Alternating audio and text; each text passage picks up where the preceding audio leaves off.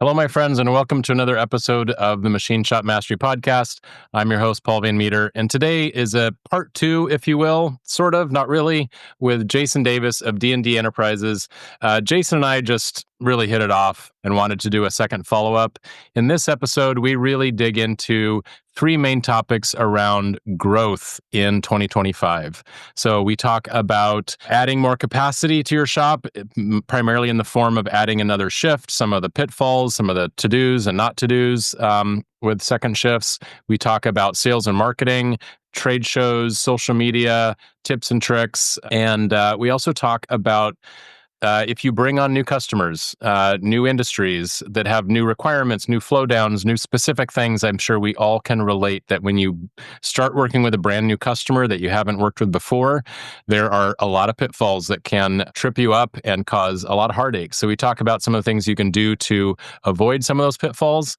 Hopefully these are really actionable. And at the beginning of this year, as hopefully you have goals and growth ideas for this year, I think a lot of companies do, that you find these particularly useful and helpful to your business. So thanks again for watching and or listening to this episode. And let's get in and talk to Jason. Well, hey there, Jason. Welcome back to the show. Happy New Year. Good to see you here. Hey, Paul. Great to see you again, too. Yeah. So it is 2025. I was just looking back. You were on the show in September of last year, episode number 63, for those that want to go back. It's like 4 days ago, right? Yeah, it seems like it. But it is now almost, it's the first week of January when we're recording this. Don't know when it'll actually come out, but how did your year end up? It ended up well. This year actually really was different for us in the way that Christmas fell. I felt like everybody kind of got a little more time off. So let's talk about work separately for a moment, just being able to get some time away, have family time. Not only, I felt that, but a lot of the people around me, pretty much the whole shop, was just trying to get some extra days off here and there. And it was really nice for everybody to get some time, to get to relax, to recharge a little bit, jump back into 2025 and try to come at it strong. Yeah, you're right. With Christmas and New Year's falling on a Wednesday, it just seems like the whole world just shut down leading up to and after both. So it was nice and quiet. Well, good. So, but I think you queued it up nicely on getting ready for 2025. But before we talk about that and growth, just why don't you reintroduce yourself for those that didn't hear you on episode 63 and D&D Enterprises? Yeah, so I'm Jason Davis, CEO of D&D Enterprises. So quick background, it's a family-owned company. It was started in 1976. My dad and my uncle actually started the company. And then after college, I decided this was the right path for me. So started full-time in 99 and have been here ever since. So about to hit the 26th year. So it doesn't feel like that long, but yet it feels like it's even longer. So sure. I can't decide if it's not been very long or it's been too long, but but we do, so from a CNC standpoint, we do 3, 4, 5-axis milling. We've also got Swiss turning, we've got mill turning, and conventional turning, assembly operations, some finishing operations. So over the years, we've really not just found one area and stuck with it. We've really taking an area that we're working in and develop that, and then add something else, and just to continue to grow that into a larger scale item. Very cool. And how many folks do you guys employ today? Yeah, so a little over 50 employees. We have 50,000 square foot total, which encompasses all the manufacturing and the assembly group as well. So we're spread across a few buildings, but all on one campus. Actually, about maybe 8 or 9 years ago. So our main operation is 3 buildings, but they're all connected kind of straight through. About 7 or 8 years ago, the group beside of us came to us and said they were moving and wanted to know if we were interested in purchasing the building, and we said absolutely. So we were able to add that, and that now just houses all of our assembly operations and our finished goods. So that's been a huge benefit for us to be able to get that separate, and and really keeps everything clean, organized, neat, and from the assembly and finished goods standpoint. And then obviously manufacturing side can do their thing and then flow parts through. So Yeah, that's perfect. And 50,000 square feet, that's a nice size shop, or, total square footage you got. Yeah, I appreciate that. But I imagine with so many buildings, sometimes it's hard to find things, find people. Like, where is that guy? Yeah, well, and it's funny too. I mean, we've done like the radios, the walkie-talkies, and then that worked for a little while, and then you change and you don't, and then you do, and it's just like, Sure. yeah, but sure. I mean, I guess I think about it too. We used to didn't have back in the day, we didn't have cell phones, and Of now course. everybody's got, now it's all text message and half text, half emails or whatever. So I mean, it's definitely it's weird to think like back in the day. I was just telling somebody this morning, we were talking about something I can remember, and I was like, "Oh yeah, well, I remember back in high school, I answered this ad for this job." They're like, "What are you talking about?" I was like, "In the newspaper." They're like, "What are you talking about?" And I'm like, "Never mind." It's like, yeah. Yeah. So, thinking back to when it was just a newspaper and you had to look there for the sports scores or Absolutely. and job shopping. I mean, that's where you looked in the want ads. Yes, and we are dating ourselves a little bit, but I'm sorry. so for context, what size was shop in '99 when you came in, and do you Yep. remember So back then? in '99, we actually were we had just moved into this building, this first building or the main building that we're in now, but we had 4 pieces of equipment.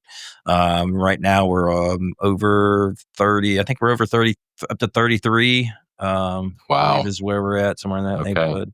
So I mean, it's been a nice steady growth, and that's been really kind of been the blessing of it is that we've certainly seen the ebbs and flows. It's like we'll take a few steps up, a little step back, a few steps up, a little steps back. So we haven't hit Mm-hmm. this extreme, like, I mean, I know you've talked to people and it's like 5 times growth in 2 years. I mean, Right. we've not had to deal with that. I think that can be a blessing and a difficult And a curse. task as well, a Absolutely. curse Yeah. as well. So yeah, we've been very fortunate though to just have a nice steady path of growth. And but I think with that, it's also allowed us to, as we've grown, to add people as we need to, and we're also not just adding anybody and everybody. Mm-hmm. We're not forced to just hire, just needing warm bodies. I mean, sure, we've had moments of that, but at that standpoint, we've been able to be strategic in our hiring and to hire people that we not only feel can do the job physically, mentally, but also carry that right attitude with them, and Mm-hmm. are really buying into the team, buying into the whole atmosphere, not just a place to go work. Right. That's fantastic. So I often have a pretty standard set of questions that I ask. And, because you were on episode 63, which I encourage people to go listen to, actually, right before this, we got on here, actually, I love modern tech. I grabbed the transcript of our conversation from that episode and I threw it into Chat GPT and I said, give me a summary of our conversation. And it gave me, in seconds, it gave me a beautiful summary with 10 bullet points. So we talked, you talked about customer communication as a real growth driver over the years, and focusing on customer satisfaction and retention, how you've leaned into trade shows as a strategic tool, and the importance of engaging with attendees, not just having a fancy booth. You certainly talked about workforce development and retention and how you have grown, to that many employees over the years. The importance of niche focus and staying diversified, which can't be underscored how important that is. Building and delegating teams, customer relationships, motivating your employees, being adaptable for growth, and some personal reflection about humility and self-awareness about leadership. So I definitely encourage others to go back and re-listen to that one or listen to it if they haven't heard it. So you talked about 2025 and growing from 4 machines to 33, if that's what it is. And I don't know how many people you had in 99, but that's significant growth. And I know that some shops had great 2024s, some had lumpy, kind of questionable 2024s. But I think there's a general sentiment in the industry that 2025 is going to be sort of a banner year. There's obviously new administration. There's some policies that might come into place that's really pushing OEMs to bring stuff back on shore, which has been a trend for many years now, but might accelerate even more. And there's just, I think, a feeling of optimism. So I would agree. you've seen a lot of growth over the years. I'd love to chat about what shops can do, maybe what you're doing to prepare for growth when that is a phase where that's what's happening in the economy and happening for individual businesses. Yeah, and sometimes it's a situation where I think people go looking for growth, and sometimes they're not looking for it, and it just falls in their lap. I mean, that absolutely our stories about oh well, the next thing I know, they needed. We just thought it was a prototype job, and the next thing, here we go, we need 10,000 of these, and so we left kind of scrambling. But no, I think from the standpoint of growth, I have found, over the years, there's a lot of different things that really play into it. It's I would say one of the first things you might think of was, okay, well, we need another shift, which I think is a great thing to add. One of the things we do here is we have 2 full shifts, and that allows us to utilize our equipment more. Yeah, way without more adding hours. more equipment. Sure. One of the things that we've done and are continuing to build is like a weekend shift, and that's something that we've never done before. And quite honestly, I don't love the weekend shift. I kind of ascribe to the Chick-fil-A policy where I don't want to work on Sundays. But at the same point in time, we've kind of made the decision that we're going to end up needing to have the machines running on Friday, Saturday, and Sunday in order to be able to get the capacity that we need. Now, that may change as we, decide to add equipment and make those decisions, because obviously those are things you have to make decisions on from a business standpoint. But it's real simple to think, okay, well, growth means adding people and adding equipment, and those are very, very important things, because if you don't have those things, you can't necessarily grow. But I do think there are things that get overlooked. And that is the background systems that are going to be running, the quality systems, your quality, the quality capacity, depending on the industry that you're going into. Is it the same industry with different customers, or is it different industries? What are the requirements of the new customers or the new industry? Are there things that you need to prepare for from a manufacturing standpoint, a tolerancing standpoint, a quality standpoint, flow downs? What do their first articles look like? Do they need first articles? Do you got to do PPAPs and, control plans? I mean, there's so many things and aspects that it's real easy to be like, hey, we've got this new order. Okay, great. What's next? Absolutely. And you're just kind of left standing there. So I think that's a really critical part, is making sure that you've got a plan in place, process to be able to go through, to not just, securing that next order is just the first step of many in order to be able to complete that journey. Oh man, you touched on so many things. Let's step through some of those. Okay. I'd also like to talk about sales and marketing, because you're talking about situations where customers are just showing up, placing orders, but sometimes the first step is finding that customer, getting that relationship. So we'll come back and talk about that afterwards. But let's talk about adding a shift, reflecting back, and I can speak also firsthand on this. We eventually had 4 shifts at our shop. Yeah, what was it like going from a single shift to a second? What did you have to do? How did you try to make it effective? Did it start tiny and then grow over time? Yeah, we definitely started our off shifts smaller, because a lot of times it's going to be more difficult to have maybe quality personnel available or engineering support available. So, my suggestion is, and our thought is the first thing we want to do is we just want to focus on hiring individuals that we can train to run a few machines. And most likely we're going to have the same type of product that's going to be running on a repeating basis. So it gives us the opportunity to train someone to, run a family of parts, or not doing a lot of changeover. They're mainly operating a little bit of light troubleshooting, tool changes, offsets, those kind of things. And for us, that was just kind of where we started with it. So, we were able to, I think one thing I would probably do is, the first thing I'm going to do is ask internally, hey guys, look, we're looking to do this off shift. Do you have any interest? And you never know. There might be somebody that's out there right now that's like, well, my wife just took this job, and, this other shift would work better for our family situation. And that stuff changes all the time. Absolutely. But you might get nobody has any interest, and that's okay too. So, Sure. all right. So you mentioned Chat GPT earlier. Full disclosure, I used that we used that to write a job description and highlighted the off shift aspect of things, and it was like, I mean, if you're not using it for those kind of things and then just kind of tweaking down and making it, what you want, I mean, you got to. it's such an incredible tool. It really is. It really is.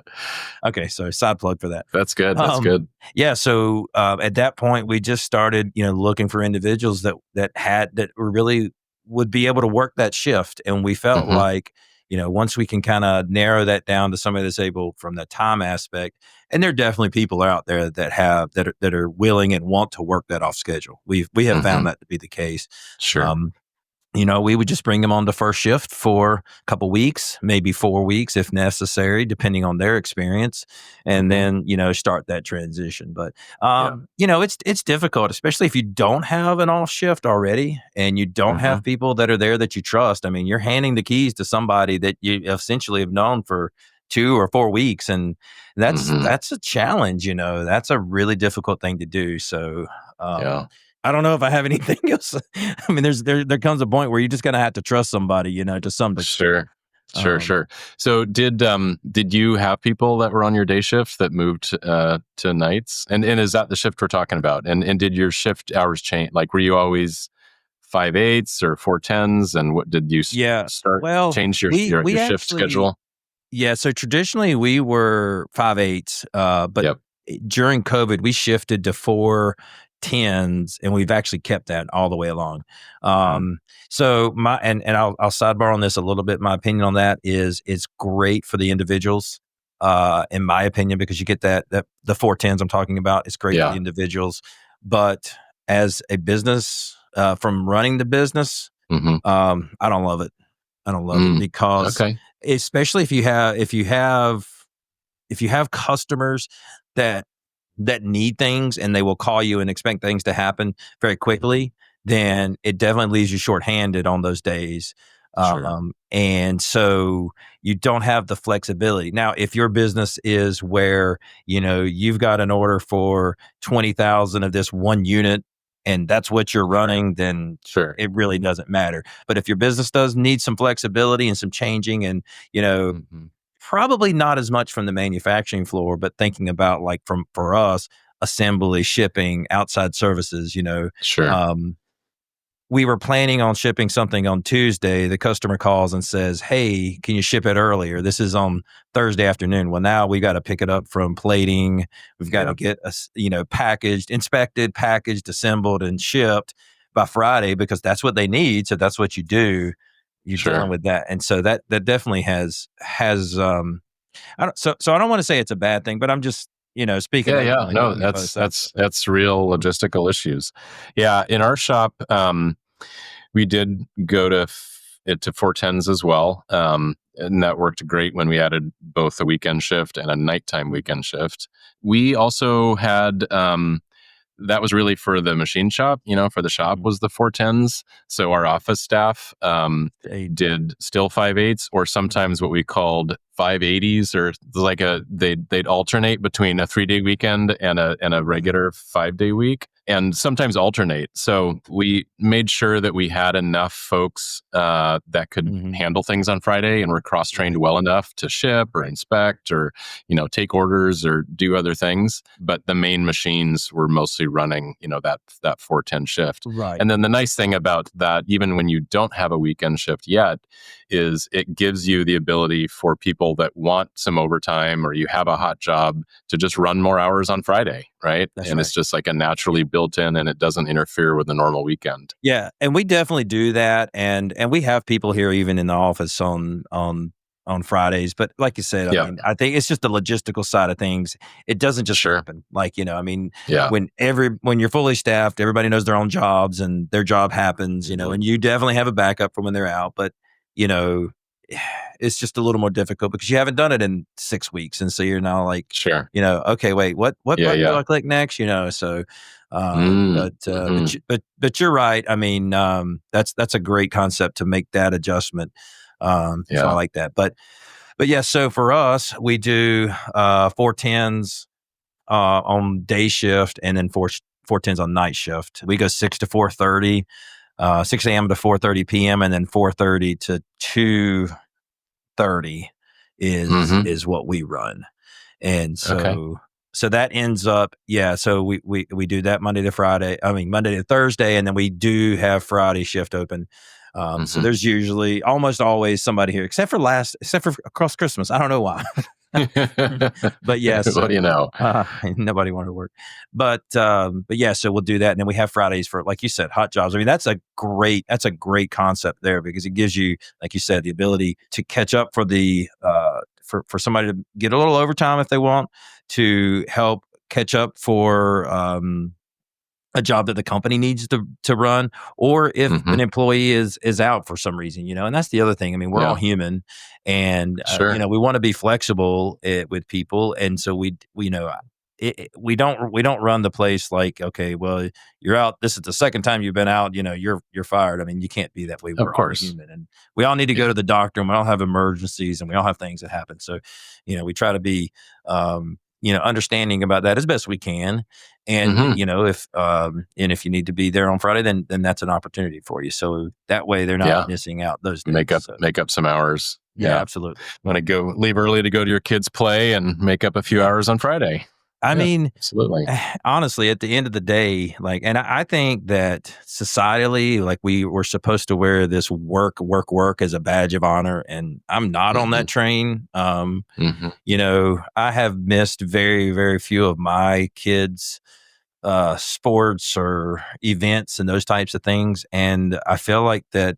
No matter what position I'm in, I would want the exact same thing. I don't want, the guy that's on the mill to miss their kids' events. Like I said, I mean, there've been a few that I've, if I'm out of town or traveling, but it's been very rare, but I've made that a point in my life. That's what I'm going to do. And I'm okay with them doing the same thing, So, that's awesome.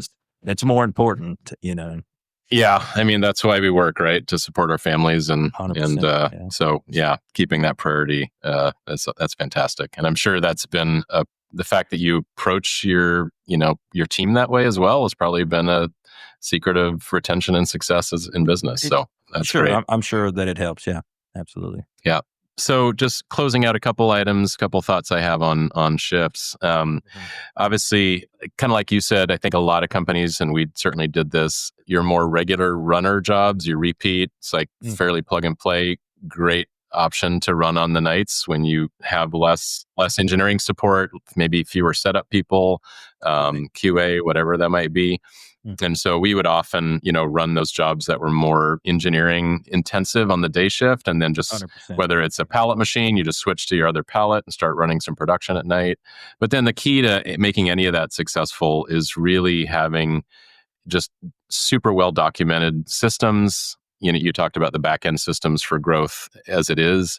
And that certainly comes into play when adding second shifts where there's only a small amount of overlap, and so tying in, work instructions, or how long has this tool been in the machine, or when might it need changing, or how's the quality, in process QC going, what should I look out for? All those kinds of things are so critical to be able to have systems in place to have them just, people to troubleshoot themselves, find resources they need if they have a question, and sometimes that might include having to, have the cell phone number of the owner or a shift lead or someone that, might be able to be willing to be bugged at night if the team runs into something that's a real roadblock. And the other thing I'll say, especially when you have a smaller shift, as almost every company does start out with, is having a few jobs ready to go. So like if someone comes into a roadblock with one job, and they're like, rather than trying to delve into this and troubleshoot it myself and possibly get backwards progress, as sometimes you show up in the morning and it's just an absolute disaster. What in the hell happened?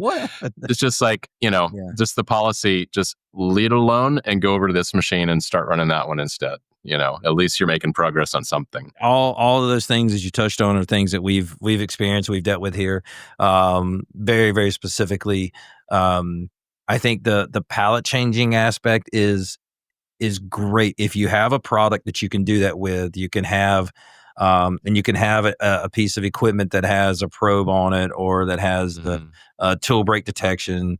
Like those are things that, there was once a time where I didn't feel like that was worth the value necessarily. Those might be options that we didn't put on, but now, like especially like I think like about one of our 5-axis mills, tool break detection, probing, and we've spent the time to develop. Now, I will say we have a good product that runs there that we can do this with, and that's also critical because you got to have like all these stars aligning. But it's an 8-pallet changer, and 2 pallets are typically on cycling jobs that go, we change them out during the day. We may run this job today, we'll change it, do the next one and the next one and the next one, but the other 6 pallets stay set up. So a couple of times if we've just set up a new job and we're going into quality, we're waiting on quality, flip it over, kick it on, and we're running our one of our 6 pallets. And it's a little bit longer cycle time. I think it's probably like maybe a 30-minute cycle time. So we're able to stretch that out. So maybe we get 1 or 2 parts, and all those tools stay loaded, just so we can just make the switch, do it really quick. The same thing happens a lot of times on second shift. Maybe we're not asking them to run new jobs, or we're not even asking them to run the jobs that we were running on first shift, but we can just switch over and run those 6 pallets. And we also spend the time to do the tool break detection, so we can leave it unattended. So at night, when we leave, we come back 6 a.m. So, at the end of the day, you think about it, oh, well, it's only a few parts, but if you can do, 6 every single day and 4 days a week or 5 days a week, I mean, that's 25, 30 parts a week.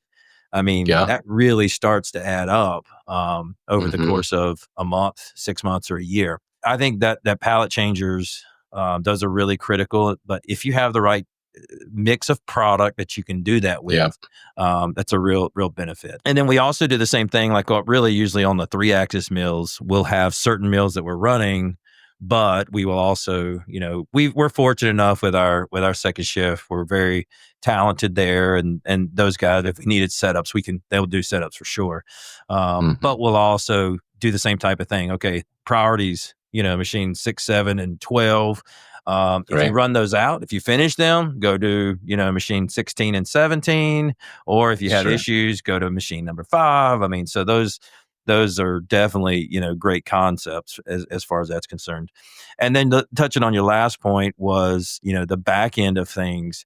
I think that's something that's also undervalued a lot of times in shops.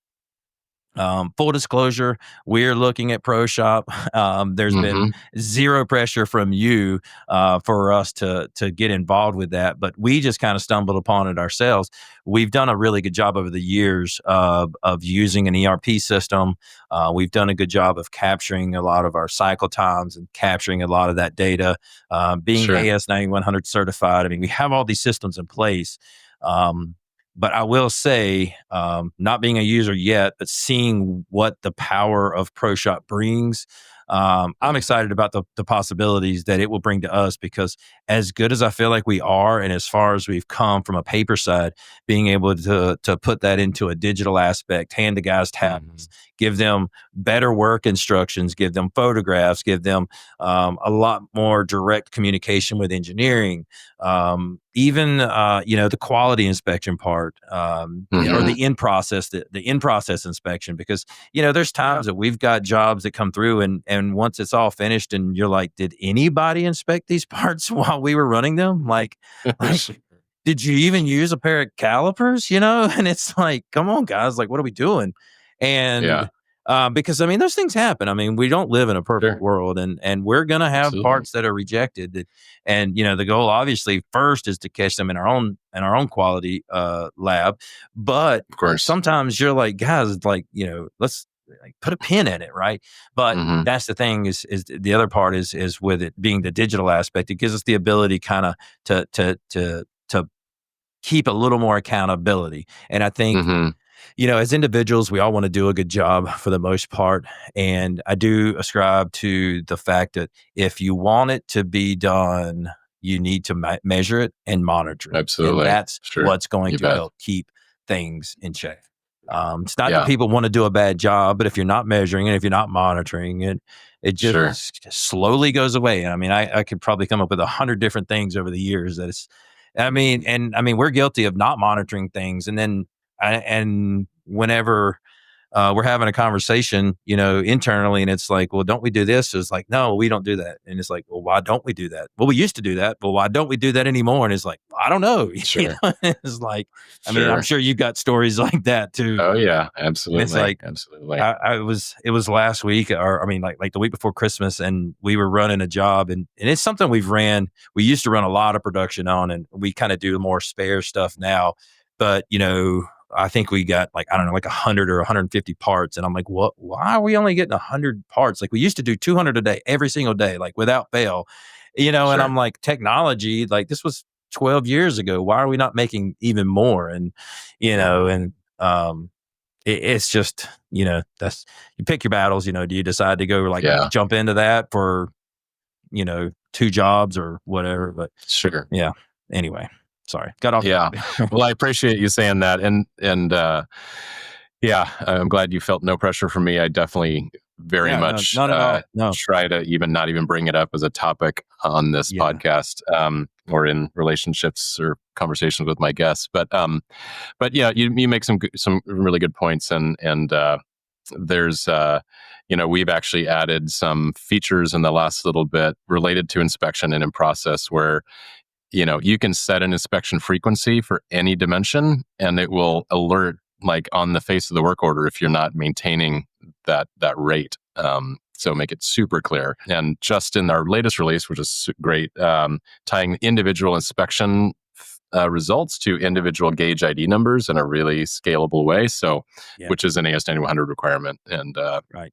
But just on the last thing on shifts, do you do any kind of shift tie-in, like a written, like the day shift or at the end of the night shift, since they don't actually overlap, they write out like, here's how things are going, check out for this, or do you do anything like that? Yeah, we do. So, the guys on second, they'll come in a little early, and tie in. Yeah, and overlap. Here, 15 minutes early. They'll get their tie in, everything, and we'll give them kind of a list of each individual. Kind of gets the list of like, this is what here's your list for the night. And we have found like it's easy enough. It started and it was like, hey, we'll say you're doing these things, and that's great. But then it's like, when those didn't happen, we're like, well, I forgot, and it didn't do it on purpose, but so it's just easier, like write it down. Then we have it. And then for the second deck to first, it's usually just written notes. They'll just make notes. And we've had a form, and somehow it turns into just a scrap piece of paper sometimes. You walk back and you see some of these things and you're like, what are we doing here? Can we not get a notepad like for these guys to write on? So why is he using crayons? No.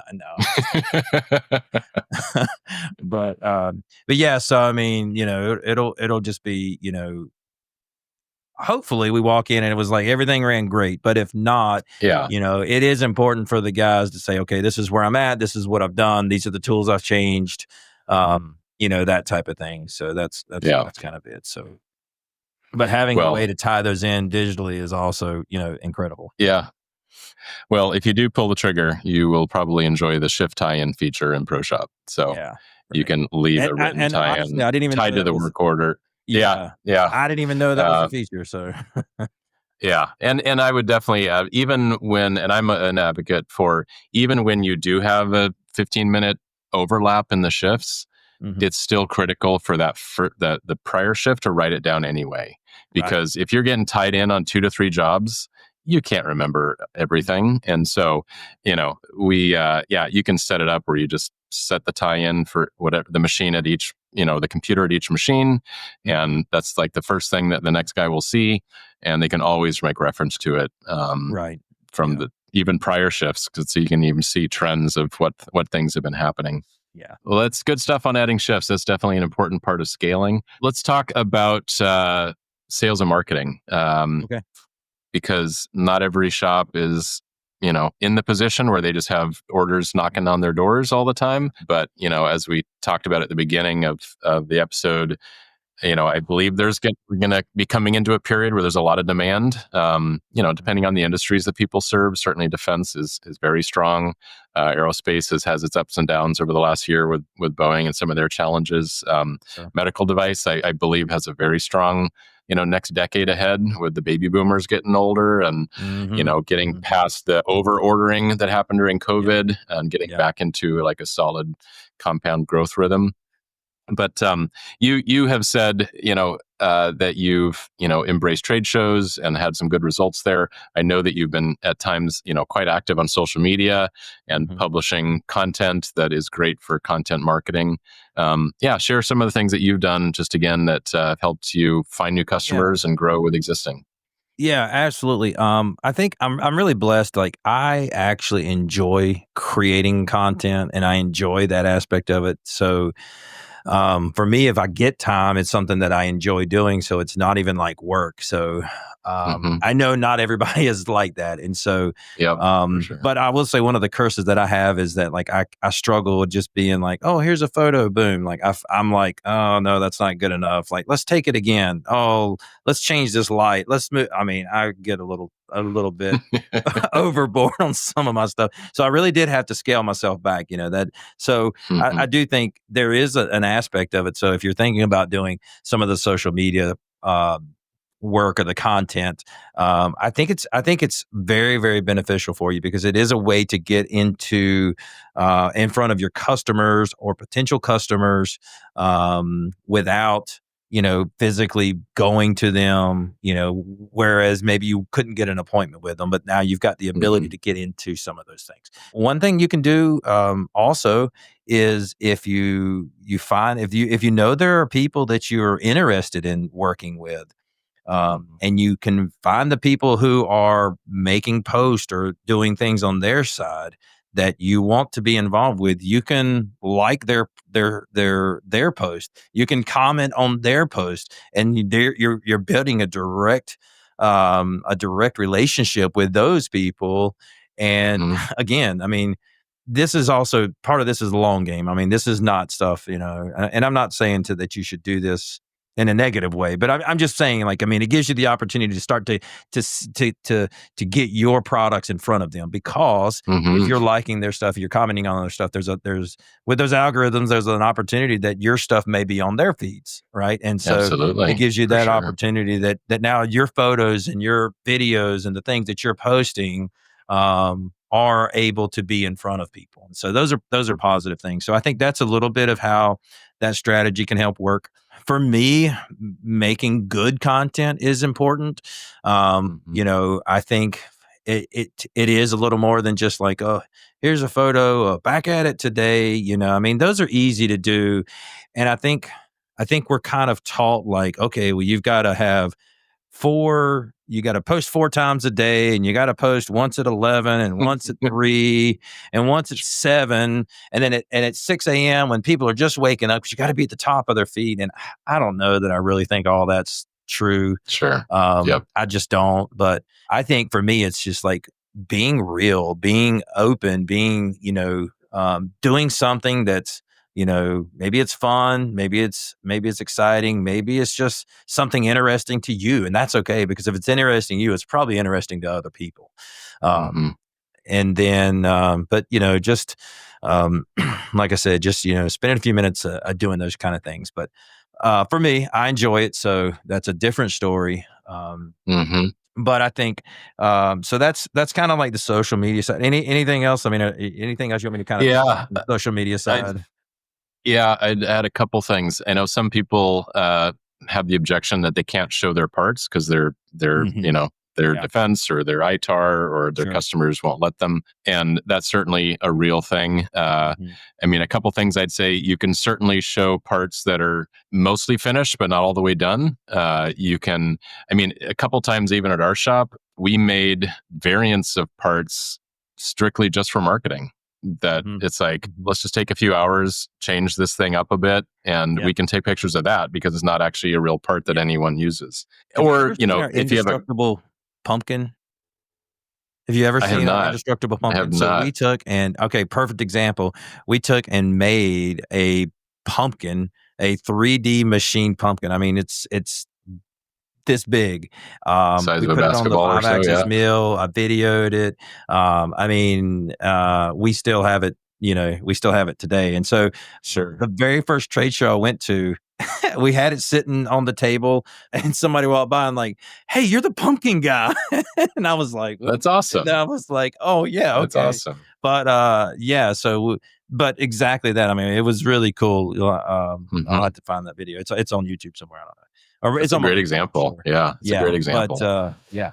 Sorry, I didn't mean to Um, interrupt you. Go ahead. no, that's good. That's a perfect example of how you can do that. Yeah, I mean, you see the pictures of like the Darth Vader mask or the Mhm. motorcycle helmet or Yeah, the basketball hoop. There's so many interesting, yeah. fun things that can really even go viral a bit. So anyway, so there's some examples of things when you can't show it. If you have just a really cool fixture that is for the part that you can't show, you can absolutely show you that and talk about and maybe that's your secret sauce and you may not want to give away all your ideas to your other Yeah. competitors. But if you get creative, there's definitely ways that you can show the types of work that you do. And then I think it's important to, again, not be as crazy as 4 times a day at these times a day, but yeah, be consistent, Mhm. post regularly. I know, shout out to one of my other guests, Greg at NTL Industries. They Mhm. routinely, many times a week are showing pictures of parts they're making, talking about the project, talking about how quick they got this out the door. And they have a cadence, it seems Mhm. like regularly. It's like, all right, we're about to be done with this job. Let's put it on the little photo booth and take a picture, right? Yeah. So just building that into your process. So that's some other ideas on the LinkedIn side. And then you know, like say, or Instagram or whatever. But obviously LinkedIn seems to be the main platform for Right. business. And then the idea of connecting with and authentically, commenting on other people's posts and sharing and not trying to be spammy about things, Right. but Yeah, 100%. being authentic and having something relevant to say. Maybe someone posts a picture of something that's titanium and you're like, oh yeah, we've done that and we know how tough it is with cutting tools and Mhm. wear and deflection. And it's like, oh, they know what they're talking about. Right. um, Right, right, right. and then let's talk trade shows and just more proactive marketing, and finding new relationships that could be in person. Yeah, and we kind of touched on this, I think, a little bit in our We last did. talk. But for those who didn't hear it, one of the big things that we did is we just started into a trade shows. Last year was our first. Well, I guess it was the end of 23, November Hmm. 23. We did our first trade show, and then January of 24 was our second trade show, and that was a really really big step for us. But I want to say, like, you don't have to spend tens of thousands of dollars on a booth. Taking a look back, right? So we're getting ready to go back to this show. It's SHOT Show. It's Yep. coming up at the end of the month, and the first time we were there, we went really scaled down. We got creative with some things that we did. But we definitely put some of our time into it, but we didn't go spend a lot of money. We had some really cool things there, and we just spent our time focused on talking to people. Um, in my opinion, and you go to a show, there's how many other people there? I mean, 3, 4, 500 other booths. Like, you can't look at everything. And yes, there's some really cool things out there, but so many people are just stopping. They're just scanning. They're not stopping. They're just scanning. Just kind of Hmm. walking down Yep. the aisle, looking both ways. I mean, I've done that. And Absolutely. at the end of the day, I felt like, your booth or what it looks like. I mean, it doesn't have to be this, ginormous deal, but the thing that people remember is the interaction. And so Hmm. Isaac, our director of sales, he was just a people person. It was a little bit out of my comfort zone. I'm kind of fine just to kind of sit there and, not Hmm. get involved. But I felt bad because he's over there talking to everybody. And I'm like, well, I guess I got to go talk to people too. I couldn't Yeah. let him show me Sure. up. Right. So we just kind of had this little game about it, is like, we're not letting anybody walk past our booth without saying hello to them. So every single Hmm. person. And to expand on that, I can't tell you how many people, I mean, more than a dozen people we would say hello to them. We'd ask them what they're looking for, and we would ask them specifically, do you ever do any machine parts? Do you need machine parts? And they'd say no. But they'd stop and they'd talk to us. And after a few more questions, they say, well, I think, well, I do kind of need this part. And they pull a print out, they pull the part out. But I mean, sometimes people don't even know what they need. And I mean, I know Sure. that sounds kind of weird, but it's true. And so it's like, well, look at this, maybe you got a sample part that's similar. It's the same type of features. And so that was the other thing for us, is that, just making sure you stop and talk to people. Because I think at the end of the day too, I think we're at a point in society where, yes, we want to have good vendors and we want to have good customers, but I also think so many people understand that having not just a customer or just a vendor relationship, there is a personal relationship, and they want to work with good people. And that's a really critical part of it, because, if you're able to work with good people, that makes the situation just so much better. Could not agree more.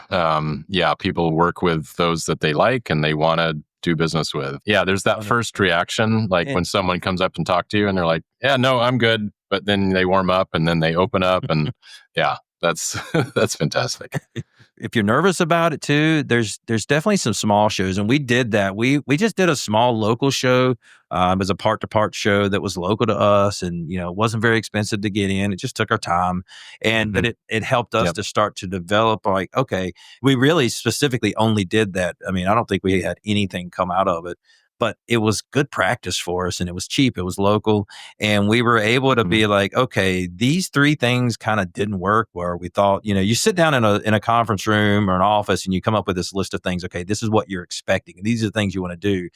But when you get into the real world, may not be that way, especially if you don't have that experience. Like, you're just kind of going at it blind a little bit. And we kind of ran into that. We thought, okay, well, this is what our expectations are. We get there, and it was not that at all. But for the next one, make adjustments. The other thing I would say is, after you do that first show, through that day, have a notepad there. And as you think of things that you would have done differently, or you think of things that you want to do, redo, jot those down. And at the end of the show, debrief each other. Right. If you're there with somebody else, make sure you go through and you're making notes, because as much as you want to think that you'll remember it, you'll forget it. Like, absolutely, you've got to make sure that you're making notes on what you're going to do the next time around, because that will be really critical. And just every single time, you're just doing that until you finally get it to like this well-oiled machine, right? And then it just kind of goes off. My wife and I, we work in a women's ministry, and we do live events. And it was this way. We've been involved with it for maybe 12 or 15 years. And when we started doing these live shows, where we have like, we're now we'll have like 1,000 ladies there, right? Wow. But it's geared specifically for women. So all these ladies come in, and there's like prayer time, and there's music, and there's speakers, and it's this whole day, and it's great. Well, when we first started, it was like, we couldn't. It's like crowd control is an issue, or this is an issue, or that's an issue. But we just made notes, and as time went on, we just started getting better and better. And so now we've got an event coming up at the end of the month with, it's called Encouragement Cafe. And doggone, it's like we can just show up now, like, because we spent the time, we've got the experience, and we've got all of our processes. We just know exactly what to expect. And that translates not only to a show, but to a trade show, but also to your shop floor, to your quality. Take the time to spend, make those notes and improve it. I mean, it just goes right back to what you were just saying about, your shift changeover, or, your behind the scenes systems. If you're taking the time to put the effort into it, making those notes, making those adjustments, you're going to continue to get better. You're going to not do the things that don't work, and you're going to do more things that do work. And that's going to just continue to make you more efficient, more profitable, and make your life easier, so you can go to your kids' events easier. That was a beautiful way to wrap that all up. Yeah, and I agree. We're an industry of introverts mostly. Not every shop owner is like raring to jump and get in front of people at a trade show. Mm-hmm. So yeah, your approach there, I think, resonates, I'm sure, with so many people listening. That's fantastic. And I will also just say on the trade show front, make sure that you have a solid plan for following up with the connections you do make. Right. Yeah. Whether you bought the scanning thing to scan their badges or whether you're just exchanging business cards, so many people have good intentions of following up and then they don't. And those that do and just continue to do so, don't just send one email, say, nice to meet you, just continuously follow up. It's what does they say? It takes like 7 or 8 touches or contacts before someone will even really acknowledge that you're there. So that trade show, it's the first one. It's a good one because it's in person and you get to be face to face, but it's still very likely going to take several more follow-ups before they send you an RFQ. And then the last thing I'll just say about meetings and connections with people, and this is coming from several guests previously on the show. It's so important to go meet with in person your existing customers, especially your bigger ones, even if that means getting on a plane, and flying to go see with them. Sit down with them for at least a coffee, ask how their business is doing, ask what challenges they're having, what parts they're having trouble with, vendors that are falling down, talk about things that you've done, hey, we just added this type of machine, or here's some new assemblies that we're doing. Right. Oh, wow, I didn't even realize you guys did assembly work. Yeah, of course we do. And we make these parts for you. Yeah. Could I quote on the parts that go with these ones? And how about I deliver a subassembly to you, turnkey, with all the quality checks and, makes it easy for your assembly line. And so many times that'll just spark an idea for them, or a light bulb goes off and they're like, oh, sure, let me have you quote on these things. Or I didn't even realize that you had that kind of machine. So here's some more drawings. So yeah, it's such low hanging fruit. So definitely encourage that for this year. Yeah, it is. And I think, that aspect is, we also the world we live in these days, a lot of the buyers that you're dealing with, they don't know the parts, right? They just know they have this list of part numbers and they need them to be in by this date. They don't understand it, and that's okay. And sometimes it's really important for us to help them understand that. So that's a real key part of it. I do want to touch on one thing, just backing up where you made the comment about with the trade show and having a plan to follow up. That is extremely critical. One thing that we found was a real challenge is when we were having a conversation with somebody, then remembering, you got to think, like, I can remember that right now, but at the end of 2 or 3 days, I've talked to hundreds of people. You have no idea. This card that I have, or the scan that I have, I don't even remember. I don't know who they were. And so that's the other part is to make sure you're making some notes. And sometimes it's really hard, but make notes on what they're doing and what you want to specifically follow up with them on. 100%. Because then that way, when in that email, when you follow up with them, you could be like, hey, I know you were struggling to get this product or whatever. So that's really critical. And then also, because the opposite side of that's true, where I think it takes those multiple touches, because as many people as you saw, they saw as many people as well. So they're not going to remember you. They're just a random, to them, you're just a random dude that they talk to. So it's that follow-up. It's almost like the trade show is really just step one. And if you only do step one, it's worthless. If you're only going to do step one, don't even spend the time, effort to go. You have to do the follow-up work. Otherwise, it is not worth the time or the effort. Absolutely. So I'll add a couple of hacks that I can't say that I've always been perfect at, but they're still really good ideas. If you do use you buy into the scanning part of the trade show, and you have the digital app, there's always a place for notes. So you can add in a few just notes, even as you're talking, just say, let me just take some notes about our conversation to make sure I follow up on this. They'll respect the fact that you're doing that. Yes. And you're not texting your buddy. That's a challenge. There's often, a star rating system. as a part of those. So you could say this is a 5-star, lead. That'll help prioritize it. If you then download it into your CRM or download it into your even just a spreadsheet. And then the other thing that you can do, if you have the guts to ask, is to say, hey, I really love this conversation. Just to help me remember you, could we take a selfie together? Oh, right? that's a great Take idea. a picture with them, or even just take a picture of them. And then if you take a selfie, particularly, send them that picture in your first follow-up. It's like, That's right. Hey, Mary, I really loved talking to you last week on Thursday. And, here's me. Do you remember, this conversation? And, that'll add a lot of sort of friendliness and warmth. And, oh yeah, of course I remember that person. People remember faces way more than just names. Right. Yeah. Get your booth in the background of that selfie. It's like, yeah, remember us?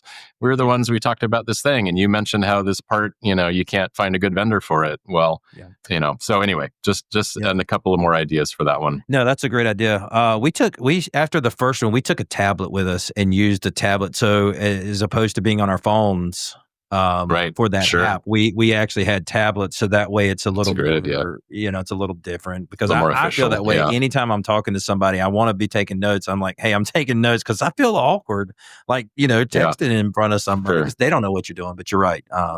That's a great idea though. I love the selfie. That's incredible.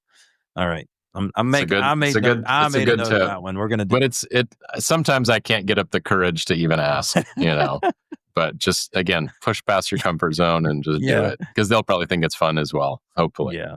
And if they don't, they might not be the right kind of person that has a good relationship with you that you don't want to. Awesome. So on our last topic, and we'll have to keep this one somewhat short, talking about onboarding new customers. You talked about it a little bit, new customers from new industries. I know from firsthand experience, sometimes there's fraught with all sorts of things you don't know about new flow downs, new materials, new tolerances, new cosmetic requirements, new whatever, even just, how they want their paperwork to look, and so some of my tips for this are to, brainstorm things that have bitten you in the past when you brought on a new customer, and come up with a standard set of questions that you can then sort of do a bit of a formal interview with that customer when you first, start doing work with them. Even when you start, quoting for them, you're like, hey, do you mind taking 10 minutes with me to just talk about, this list of things? I want to make sure we do well for you. I want to make sure we're not missing any things we don't even know to ask. And, by thinking about the things that have caused you problems in the past, you're much more likely to be able to head that off in the future and come up with a solution before it even becomes a problem. Oh, yeah. And that idea that, every customer, this comes back to a thing that I've been talking about for decades. And that is this idea of a franchise business model, where when you can build super standardized processes and communicate with and interact with a customer in a very consistent way, just like when a customer goes to buy a hamburger at McDonald's, they know they're getting the exact same thing no matter what store they go to, and they crave that consistent experience.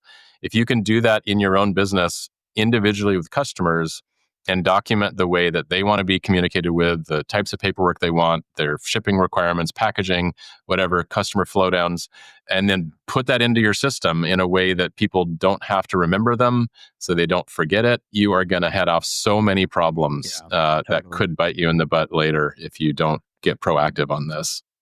Yeah. I think this is another one of the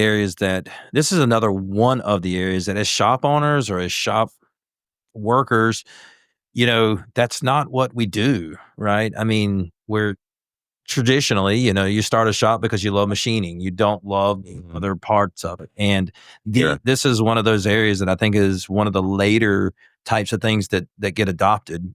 I've had customers that we sat through these, I can't even remember what they call them, but there's like a new product on board meeting, and they've got a list of 187 questions. And I will say, I'm sitting there like, why are we doing this?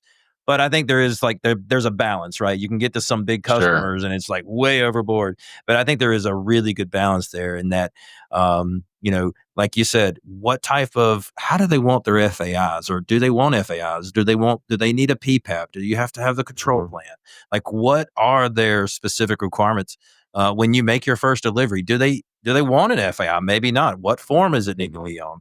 I mean, so you've got all, that's just one, piece of it. And I think the other thing, one thing we learned this past year, dealing with a new customer, is how we should have asked them more questions, right? So we felt like we knew what the answer was and we didn't ask questions.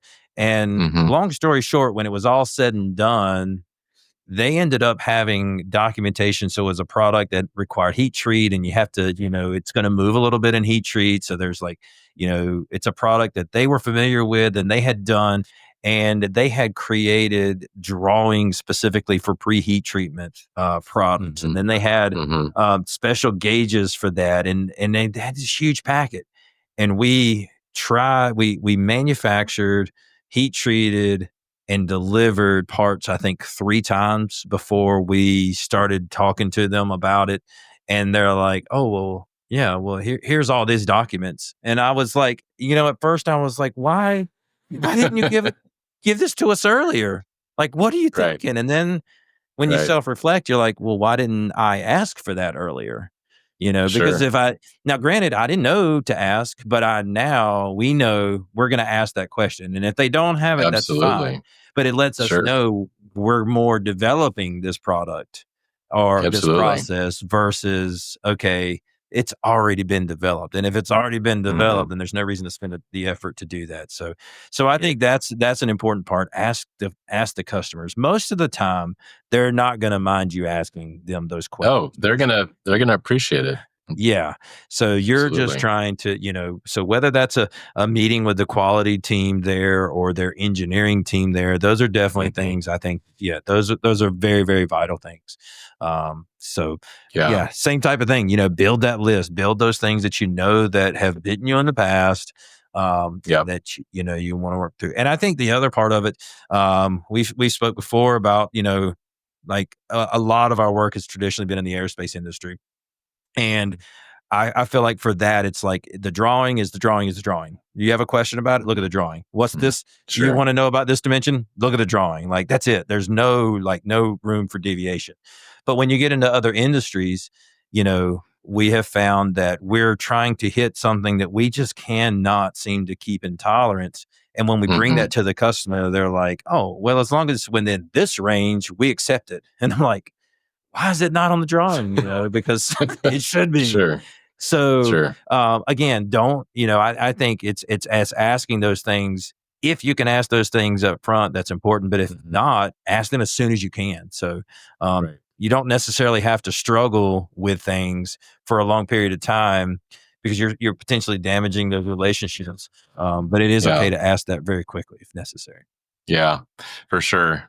So many good relevant points, and I'll add a couple things to that. So I know we got in the habit of asking a new customer or even a new part number with a customer. It's like, what have you had with quality problems with this part with the other vendors in the past? Or, what have you rejected? Or how do you inspect these when you get them in?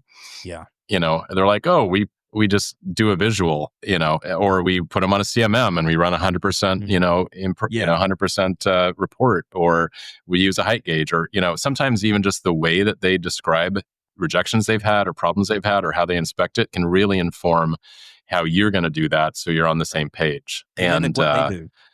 Absolutely. It's like, oh, you use a height gauge to check this? We're going to do the same thing, rather than a set of calipers or who knows what. So, because sometimes it does come down to, we think this part's fine. You don't think it's good. We need to come together and talk about how you're checking it versus how we're checking it. And then I will say, even on aerospace parts, especially with cosmetics, sometimes you cannot enumerate well enough on a drawing exactly what that customer is expecting, or they can't. And so getting samples of, or photos of what they find acceptable, sort of boundary samples, especially when it comes to like color, black anodized, it's like, can you show me what you think is a good black and what's not a good black?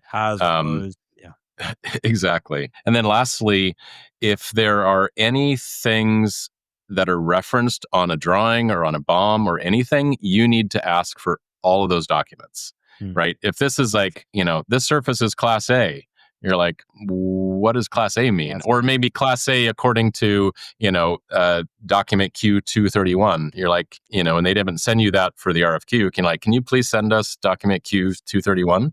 Critical. Because that can be a huge difference in the cost and the output of what you're going to get. And again, the right customers will appreciate the fact that you're asking those questions. And to go to your other point before, very likely that the buyer has no idea what the part actually is. They'd have no idea that there is even a quality cosmetic flow down that they are supposed to be sharing with you, or would be a good idea to share with you. Yeah. And if they're like, this vendor is on the ball, they're asking the questions to make sure they set both of us up for a successful relationship. That's just where you want to be. Yeah. So, yeah, I know we've got to wrap it up. I had a product one time where we failed to get the I don't know, like 4 levels down on the inspection side of things. And as it turned out, somewhere buried in one of those documents was the parts could be inspected at 10x. And sure. We were like looking at the part and we're like, these are perfect. They measure great, but there's burrs on them. And we're like, they're not burrs. They're like in the holes. They're not in the holes. They're in the threads. Well, they're not. They're like here. And you look at it under 10x and we're like, what are you doing? They're like, well, we can inspect them at 10x. And we're like, we weren't prepared for that, So Sure. That's a prime example. Yeah, exactly. How do you guys inspect this? Make sure you have the reference documents. Very true. And so one last thing on that, what we would do, and there's even some what we call tasks built into ProShop for doing this. We go through a process called a requirements distillation process, or RDP.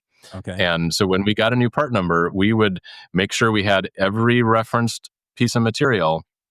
And then we would distill the information that was relevant to us onto a single document, right? So it's like, here's our quality workmanship standard. It's 71 pages long, but they're calling out clause number 3 on page 17.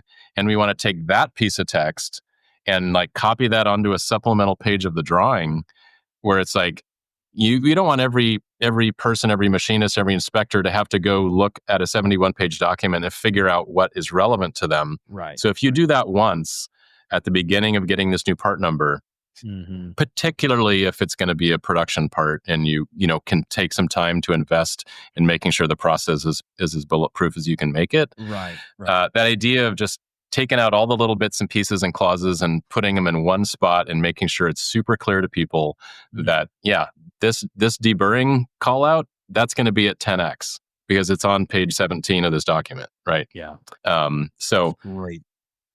Yeah, it takes some time. There's no doubt about it. Yeah. But I would say you could probably upload it in a ChatGPT and say, please summarize for me everything that you see on this other page. Yeah. And it might pull it out. So, but it can't understate the importance of putting in that investment up front, because even if you feel like you don't have the time for that, even if it takes you an hour to do that, you are likely to spend, save hours or days of cost and time and frustration and customer rejections on the back end, which is time very well spent.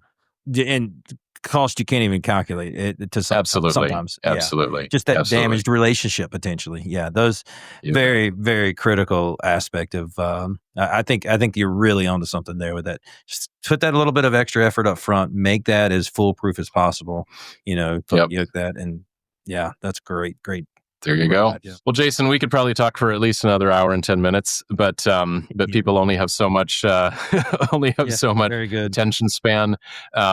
So we've talked about, growth in several different aspects, things you need to do to be successful with adding more shifts. If you have capacity you need to grow into, sales and marketing ideas and tips for trade shows, how to make sure that you're not going to fall down too much when you bring new customers and new part numbers on board. And because those things are often big blockers to growth, right? If you have the ability, you have what I call positive sales pressure to grow 20% this year, you could limit that to 10% if you just fall down in all these areas and are just fighting fires and not, not doing, not executing, to the level that you can. And so, just important to think about the things that, we talked about and others maybe get with your teams, talk about, your plans for the future.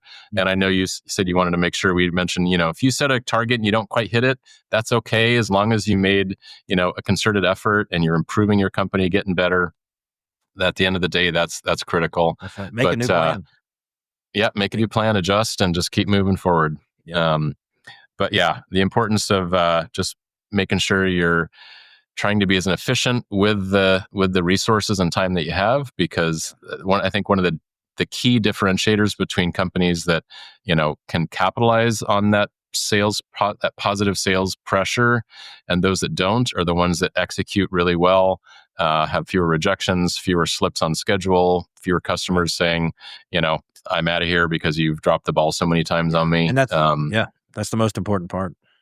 Yeah, you bet. Yeah, to me. Well, thanks for sharing all your wisdom. It's been a fun period, and we'll talk to you again soon. All right. Thank you, sir. Have a great year. Cheers.